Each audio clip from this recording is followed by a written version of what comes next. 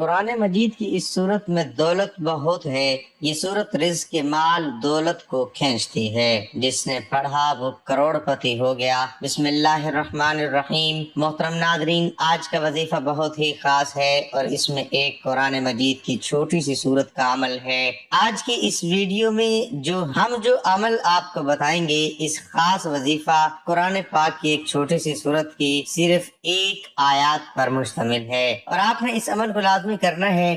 انشاءاللہ تعالی اس عمل کو کرنے سے آپ کے پاس اتنا پیسہ اور اتنا مال و دولت آ جائے گا۔ اگر آپ غریب ہیں، آپ کے گھر کے مالی حالات ٹھیک نہیں ہیں، تو آپ کے گھر کے مالی حالات اس قدر بہتر ہو جائیں گے کہ آپ کے جتنے بھی رشتہ دار ہیں وہ آپ کو دیکھتے ہی رہ جائیں گے۔ یہ خاص وظیفہ ہماری بہت سی بہنوں اور بھائیوں کو آزمایا ہوا عمل ہے۔ اللہ تبارک و تعالیٰ کی فضل و کرم سے گھر سے غربت اور تنگ دستی ختم ہو جائے گی اور گھر میں مال و دولت کی بارش ہونا شروع ہو جائے گی۔ تحقیق انسانی کا واحد مقصد یہ ہے کہ انسان اللہ تعالیٰ کی عبادت و بندگی کرے۔ اس کے علاوہ جتنے بھی امور ہیں جن کو انسان انجام دیتا ہے، اس لیے ہیں تاکہ وہ عبادت الہی کے معاملے میں انسان کے معاون بن سکیں۔ انسان کی صحت و تندرستی، قوت و طاقت، مال و دولت، کھانا پینا، غرض ہر چیز اس لیے ہے تاکہ انسان مستفید ہو کر اپنے اصل مقاصد کو انجام دے سکے۔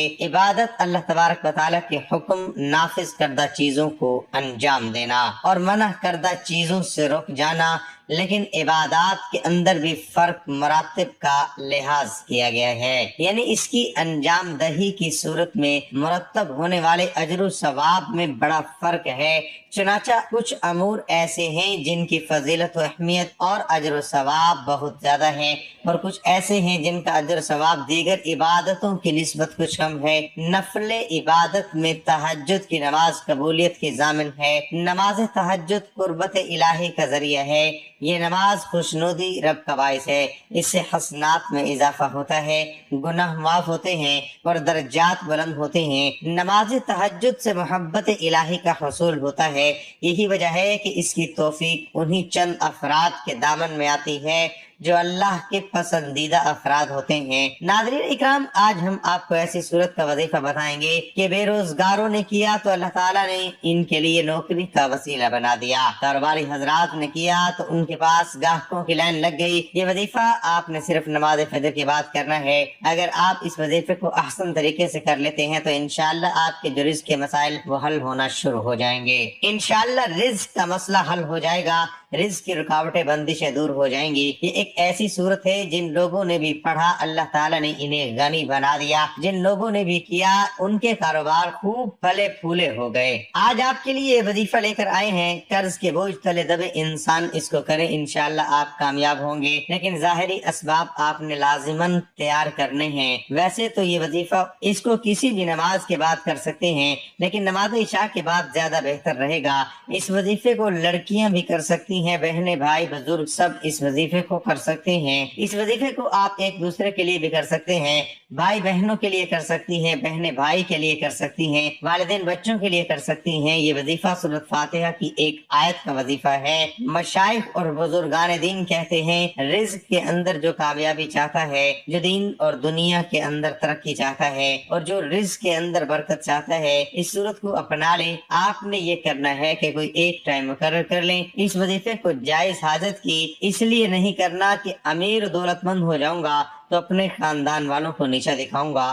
فخر و غرور نکال کر صرف عاجزی اور انکساری کے ساتھ اس وظیفے کو کرنا ہے۔ دوران وظیفہ کوشش کریں کوئی بھی بدبودار اشیاء کے استعمال نہ کریں، جیسا کہ کچا پیاز ہو گیا۔ مرد حضرات تمباکو نوشی سے پرہیز کریں۔ اس کے علاوہ حلال کا لقمہ کھائیں اور گناہ کبیرہ سے بچتے ہوئے اس عمل کو کریں، اور وظیفہ ختم ہونے کے بعد اللہ تعالیٰ کی رضا کی خاطر کوئی میٹھی چیز آپ نے تقسیم کرنی ہے۔ کوشش کرنی ہے بچوں کے اندر تقسیم کرتے رہیں۔ اس حقیقت سے تو کوئی بھی انسان انکار نہیں کر سکتا کہ دنیا میں ہر امیر و غریب، نیک اور بد کو قانون قدرت کے تحت دکھوں، غموں اور پریشانیوں سے کسی نہ کسی شکل میں ضرور واسطہ پڑتا ہے۔ اس کا سبب یہ ہے کہ یہ دنیا دارالعلوم اور امتحان گاہ ہے۔ انسان یہاں آزمائش کے لیے بھیجا گیا ہے۔ اسے آزادی سے نیکی اور بدی کرنے کی قوت دی گئی ہے۔ وہ نیکی کرنے کی صورت میں تو اجر و ثواب کا حقدار قرار پاتا ہے، لیکن نافرمانی کی صورت میں عذاب و سزا کا مستحق ٹھہرتا ہے۔ غربت و تنگ तंदुरुस्ती और अमारत खुशहाली भी इस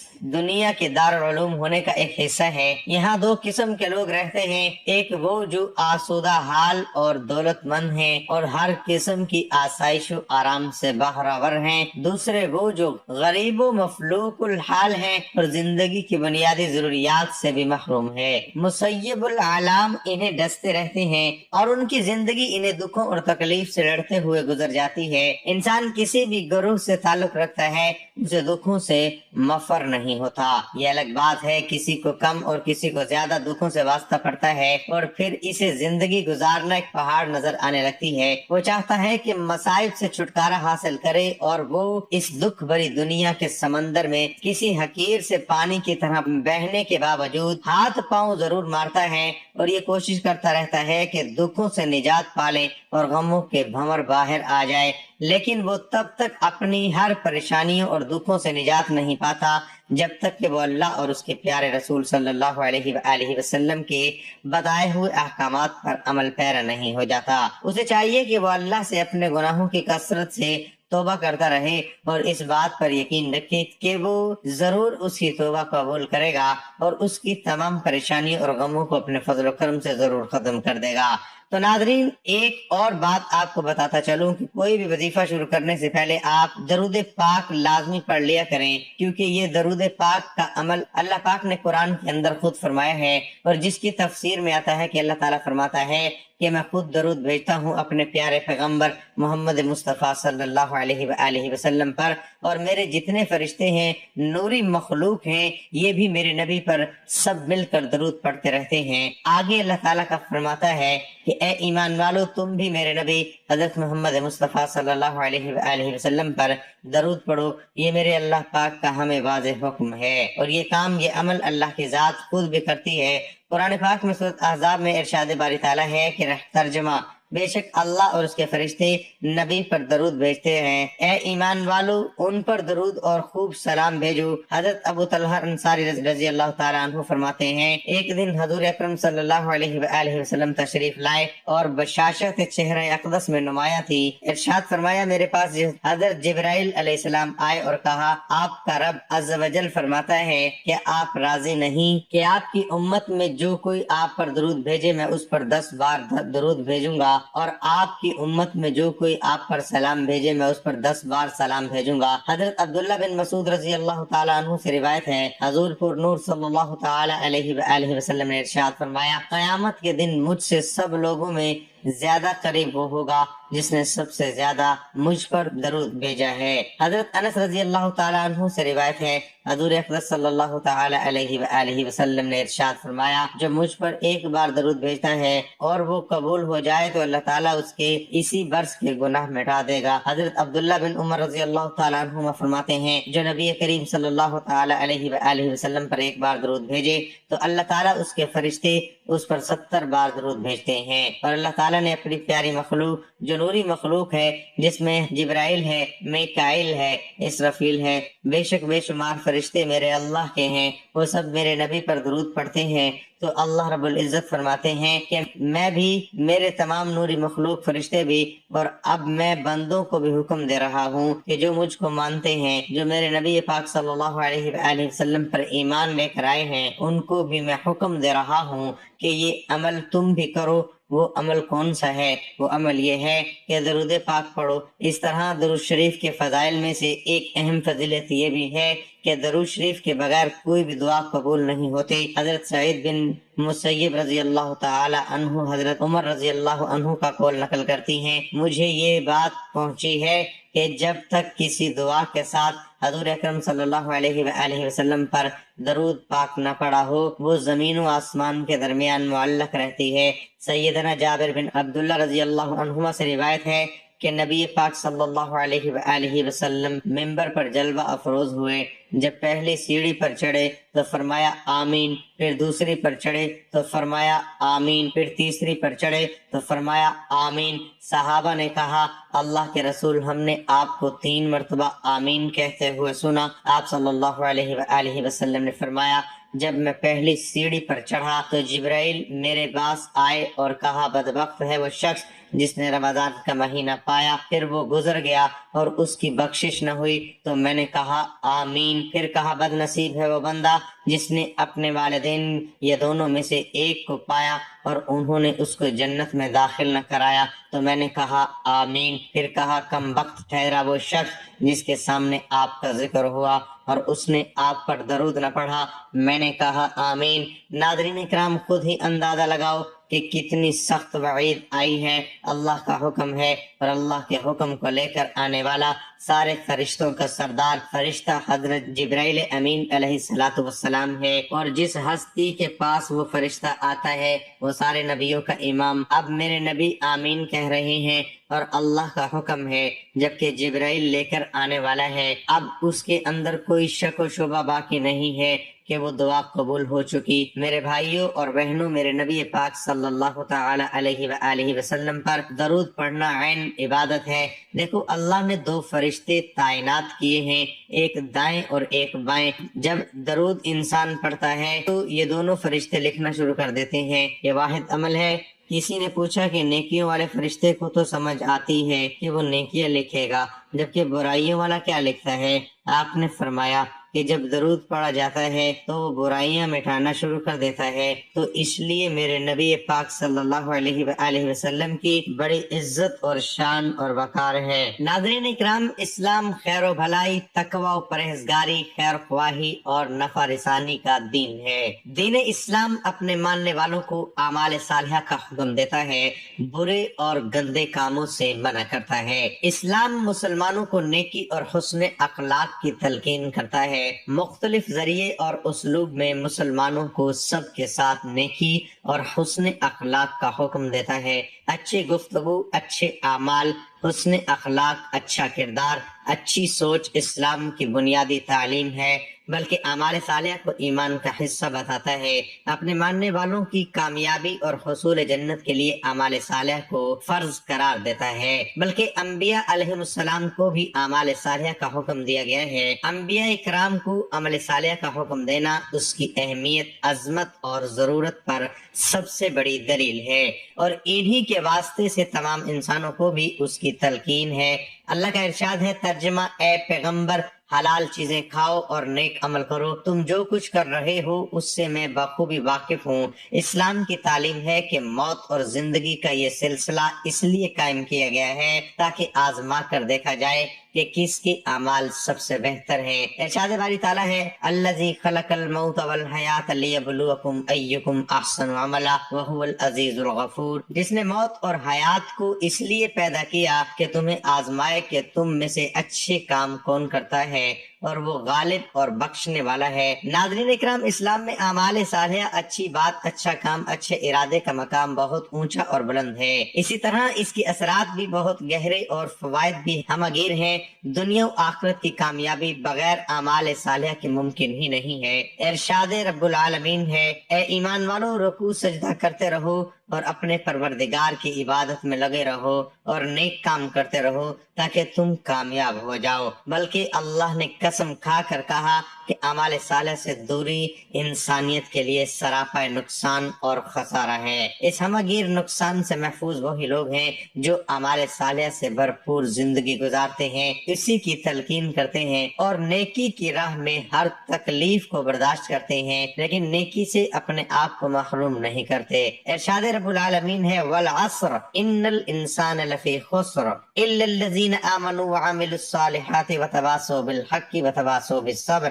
زمانے کی قسم، بے شک بالیقین انسان سراسر نقصان میں ہے، سوائے ان لوگوں کے جو ایمان لائے اور نیک عمل کیے اور جنہوں نے آپس میں حق کی وصیت کی اور ایک دوسرے کو صبر کی نصیحت کی۔ قرآن کریم کی سینکڑوں آیات میں عمل صالح کی بار بار تلقین کی گئی ہے، کیونکہ ایمان کا ثمرہ نیک اعمال ہی ہیں۔ نیک اعمال سے خالی زندگی ہے، ایمان اور گمراہی کی علامت ہے۔ اللہ تعالیٰ نے جب جب اہل ایمان کا ذکر خیر اور تعریف فرمائی ہے تو بطور علامت ان کے اعمال صالح ہی ذکر فرمائے۔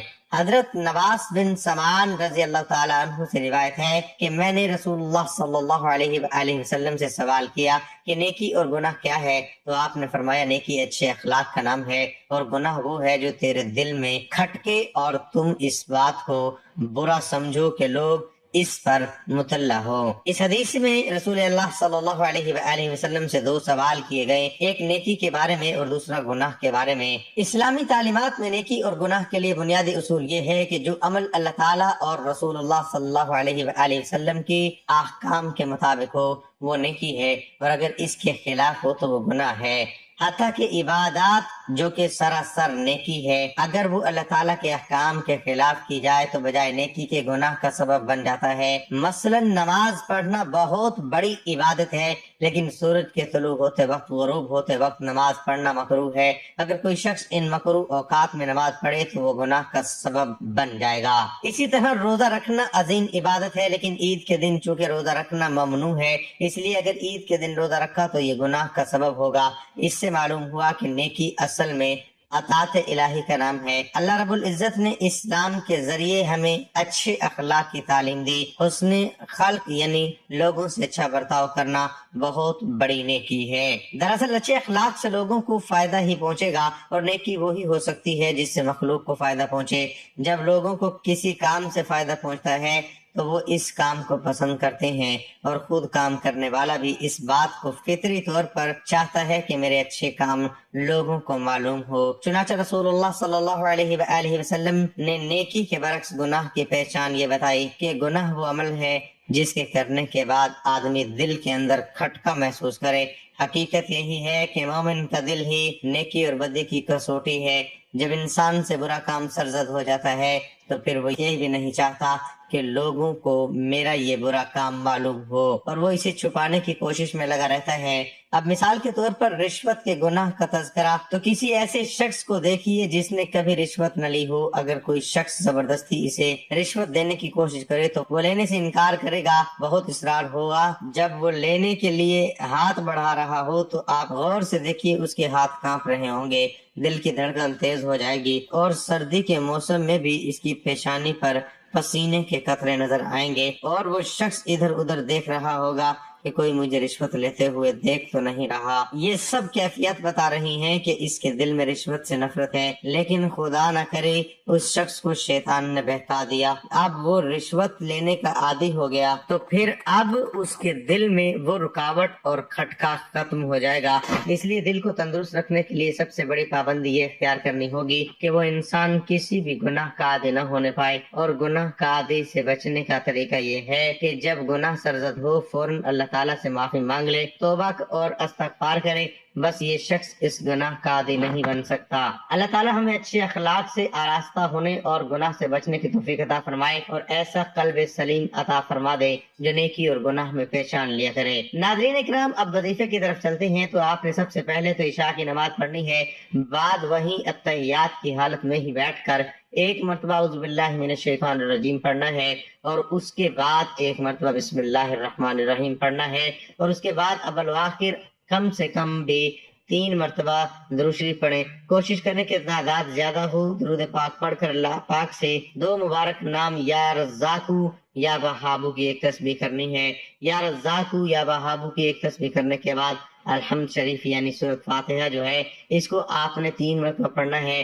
بسم اللہ الرحمن الرحیم، الحمد للہ رب العالمین، الرحمن الرحیم، مالک یوم الدین، ایاک نعبد و ایاک نستعین، اہدنا الصراط المستقیم، صراط الذین انعمت علیہم غیر المغضوب علیہم ولا الضالین۔ لیکن ہر مرتبہ جب بھی اس آیت پر پہنچے تو یہی آیت 11 مرتبہ پڑھ لیں۔ آیت یہ ہے کہ ایاک نعبد و ایاک نستعین، جب بھی سورۃ فاتحہ پڑھنے لگیں تو ہر مرتبہ یہی آیت صرف 11 دفعہ پڑھ کر آگے بڑھ لیں اور دوبارہ شروع سے پڑھنا شروع کر دیں۔ اسی طریقے سے صرف 3 مرتبہ سورۃ فاتحہ پڑھیں، لیکن یہی آیت 11 مرتبہ پڑھ کر پھر 11 مرتبہ پھر 11 مرتبہ آپ نے پڑھنا ہے۔ اسی طرح یہ آیت 33 مرتبہ بن جائے گی۔ جب یہ اکیلی آیت 33 بار ہو جائے، باقی فاتحہ 3 بار ہو جائے گی، اس کے بعد سورۃ اخلاص 11 مرتبہ پڑھیں۔ بسم اللہ الرحمن الرحیم، قل هو اللہ احد اللہ الصمد لم یلد ولم یولد ولم یکن له کفوا احد، اور جب آپ یہ عمل کریں اول و آخر کم سے کم 3 بار درود شریف کے ساتھ پڑھیں، پھر اس کے بعد اللہ پاک سے دعا مانگے۔ یہ ایسا وظیفہ ہے کہ انشاءاللہ آپ کی کوئی بھی دعا رد نہیں ہوگی۔ یہ انتہائی طاقتور اور آزمودہ وظیفہ ہے، یہ بہت ہی مجرب وظیفہ ہے۔ میں نے سوچا کہ یہ تحفہ اپنے ناظرین کو بھی دے دوں، کیونکہ اس دور میں کافی لوگ پریشان ہیں، روپے پیسے کی کمی ہے۔ انشاءاللہ العزیز اللہ رب العزت آپ کو بھی اپنے فضل و کرم سے اس مالی تنگ دستی سے نجات دے گا انشاءاللہ، اور خوشخبری ملے گی۔ اور یہ عمل ایمانداری کے ساتھ اور مکمل یکسوئی کے ساتھ کرو۔ مسند احمد میں سیدنا ابو سعید بن معلا رضی اللہ عنہ سے مروی ہے کہ میں نماز پڑھ رہا تھا اور رسول اللہ صلی اللہ علیہ وآلہ وسلم نے مجھے بلایا، میں نے کوئی جواب نہ دیا۔ جب نماز سے فارغ ہو کر میں رسول اللہ صلی اللہ علیہ وآلہ وسلم کی خدمت میں حاضر ہوا تو آپ صلی اللہ تعالی علیہ وسلم نے فرمایا، اب تک کس کام میں تھے؟ میں نے کہا، یا رسول اللہ میں نماز میں تھا۔ آپ صلی اللہ علیہ وآلہ وسلم نے فرمایا، کیا اللہ تعالیٰ کا یہ فرمان تم نے نہیں سنا؟ یا ایھا الذین آمنوا استجیبوا للہ وللرسول اذا دعاکم لما یجیبکم۔ اے ایمان والو، اللہ کے رسول جب تمہیں پکاریں تم جواب دو۔ اچھا سنو، میں تمہیں مسجد سے نکلنے سے پہلے بتا دوں گا کہ قرآن پاک میں سب سے بڑی سورت کون سی ہے۔ پھر میرا ہاتھ پکڑے ہوئے جب آپ صلی اللہ علیہ وآلہ وسلم نے مسجد سے جانے کا ارادہ کیا تو میں نے آپ صلی اللہ علیہ وآلہ وسلم کا وعدہ یاد دلایا۔ آپ صلی اللہ علیہ وآلہ وسلم نے فرمایا، سورت الحمدللہ رب العالمین ہے، یہی سبھی مسانی ہے اور یہی وہ قرآن عظیم ہے جو مجھ کو دیا گیا۔ اسی طرح یہ روایت صحیح بخاری شریف، ابو داؤد، نسائی اور ابن ماجہ میں بھی دوسری سندوں کے ساتھ ہے۔ وقدی نے یہ واقعہ سیدنا ابی بن کعب رضی اللہ عنہ کا بیان کیا ہے۔ موطا مالک میں ہے کہ رسول اللہ صلی اللہ علیہ وآلہ وسلم نے سیدنا ابی بن کعب رضی اللہ عنہ کو آواز دی، وہ نماز میں مشغول تھے۔ فارغ ہو کر آپ صلی اللہ علیہ وآلہ وسلم سے ملے۔ فرماتے ہیں کہ آپ صلی اللہ علیہ وآلہ وسلم نے اپنا ہاتھ میرے ہاتھ پر رکھ دیا۔ اس وقت مسجد سے باہر نکل ہی رہے تھے کہ فرمایا، میں چاہتا ہوں کہ مسجد سے نکلنے سے پہلے تجھے ایسی صورت بتاؤں کہ تورات، انجیل اور قرآن میں اس کے مثل نہیں۔ اب میں نے اپنی چال سست کر دی اور پوچھا، یا رسول اللہ وہ کون سی صورت ہے؟ آپ صلی اللہ علیہ وآلہ وسلم نے فرمایا، نماز کے شروع میں تم کیا پڑھتے ہو؟ میں نے کہا، الحمدللہ رب العالمین، پوری سورت تک۔ آپ صلی اللہ علیہ وآلہ وسلم نے فرمایا، یہی وہ سورت ہے سبا مسانی اور قرآن عظیم میں جو مجھے دیا گیا ہے۔ ہمارا عقیدہ ہے کہ اللہ تعالیٰ ہمارا خالق مالک رازق ہے، وہ رب العالمین، ارحم الراحمین، احکم الحاکمین اور مالک الملک ہے۔ تمام عزتیں، عظمتیں، قدرتیں، خزانے، ملکیتیں، بادشاہتیں اسی کے پاس ہیں۔ سب کا داتا اور داتاؤں کا داتا وہی ہے۔ ساری مخلوق اسی کی بارگاہ کی محتاج اور اسی کے دربار میں سوالی ہے، جبکہ وہ عظمتوں والا خدا ہے، نیاز، غنی، بے پرواہ اور تمام حاجتوں سے پاک ہے۔ ہاں، وہ جواد و کریم ہے، بخشش فرماتا ہے اور جود و کرم کے دریا بہاتا ہے، ایک ایک فرد مخلوق کو اربوں خزانے عطا کر دیتا ہے، تب بھی اس کے خزانوں میں سوئی کی نوک برابر کمی نہ ہوگی، اور کسی کو کچھ عطا نہ کرے تو کوئی اس سے چھین نہیں سکتا، وہ کسی کو دینا چاہے اور کوئی اسے روک نہیں سکتا، اور وہ کسی سے روک لے تو کوئی اسے دے نہیں سکتا۔ اللہ کے نزدیک کوئی چیز دعا سے بزرگ تر نہیں۔ دعا مصیبت و بلا کو اترنے نہیں دیتی۔ دعا مسلمانوں کا ہتھیار، دین کا ستون اور آسمان و زمین کا نور ہے۔ دعا کرنے سے گناہ معاف ہوتے ہیں۔ دعا عبادت کا مغز۔ اللہ تعالیٰ دعا کرنے والوں کے ساتھ ہوتا ہے۔ جو بلا اتر چکی اور جو نہیں اتری، دعا اس سے نفع دیتی ہے۔ دعا رحمت کی چابی ہے۔ دعا بلا کو ٹال دیتی ہے۔ جسے دعا کرنے کی توفیق دی گئی اس کے لیے رحمت کے دروازے کھول دیے گئے۔ مفسرین نے دعائیں قبول ہونے کی چند شرائط و آداب ذکر فرمائے ہیں۔ ان کا خلاصہ یہ ہے کہ دعا مانگنے میں اخلاص ہو، دعا مانگتے وقت دل دعا کے علاوہ کسی اور چیز کی طرف مشغول نہ ہو، ناجائز و گناہ کی دعا نہ مانگی جائے، دعا مانگنے والا اللہ تعالیٰ کی رحمت پر یقین رکھتا ہو، اگر دعا کی قبولیت ظاہر نہ ہو تو وہ شکایت نہ کرے کہ میں نے دعا مانگی لیکن وہ قبول نہ ہوئی۔ جب ان شرطوں کو پورا کرتے ہوئے دعا کی جاتی ہے تو وہ قبول ہوتی ہے، لیکن یہ ذہن میں رکھیں، قبولیت دعا کا اصلی معنی ہے کہ بندے کی پکار پر اللہ تعالیٰ کا اسے لبیک ابدی فرمانا۔ یہ ضروری نہیں کہ جو مانگا وہ مل جائے، بلکہ مانگنے پر کچھ ملنے کا ظہور دوسری صورتوں میں بھی ہو سکتا ہے۔ مثلا اس دعا کے مطابق گناہ معاف کر دیے جاتے ہیں، یا آخرت میں اس کے لیے ثواب کا ذخیرہ کر دیا جائے، یا اصل مانگی ہوئی شے کی جگہ اسے بہتر چیز عطا کر دی جائے، یا اس دعا میں مانگی ہوئی چیز بندے کی زیادہ ضرورت کے وقت تک مؤخر کر دی جائے۔